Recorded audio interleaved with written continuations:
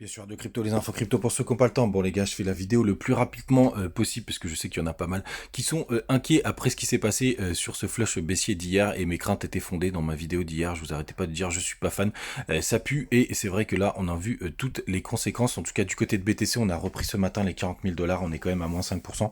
On a aussi repris les 3 000 dollars du côté d'Ethereum, moins 5%. Et le reste de la map, à la limite, il y a BNB qui s'en tire pas trop mal, qui perd que 2,7%. Mais sinon c'est très très rouge. On est entre moins 3 jusqu'à moins 8% du côté de Missile Sol, du côté d'ADA, pas la peine de tout passer. Les gars, on a quand même un espoir et c'est ça, je voulais que démarrer en vous montrant le weekly, mais les gars, gardez bien en tête cette bougie pour l'instant, elle n'a aucune valeur puisque ce n'est pas du tout clôturé.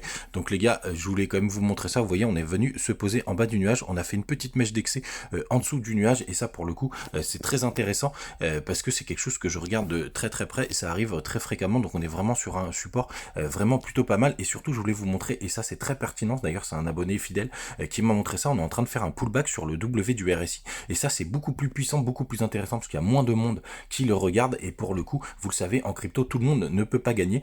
Pareil, ici, c'est toujours pas clôturé, oubliez pas, ce sera à la fin de la semaine, donc dimanche que ce sera clôturé, mais ça c'est beaucoup plus intéressant et assez pertinent, et d'ailleurs c'est un très très bon espoir, c'est ce que d'ailleurs je vous ai mis en titre du côté du daily, donc toujours pas de signe de bottom, bien évidemment, puisqu'on a toujours pas de fameux W.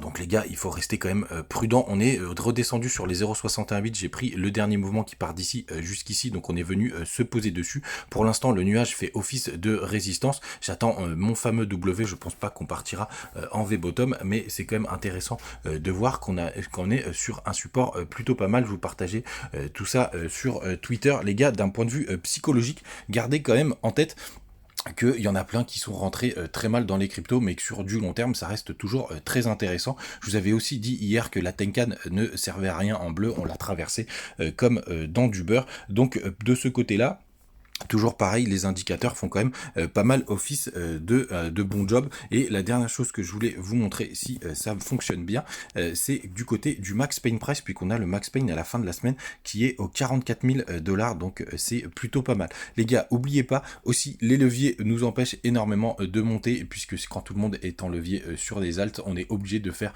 baisser Bitcoin pour faire sortir tout le monde, comme d'habitude. Tout le monde ne peut pas gagner. Les gars, restez positifs, on reste connectés, je vous tiens informé sur Twitter et comme d'habitude sur TikTok et sur Instagram. Restez branchés et à demain.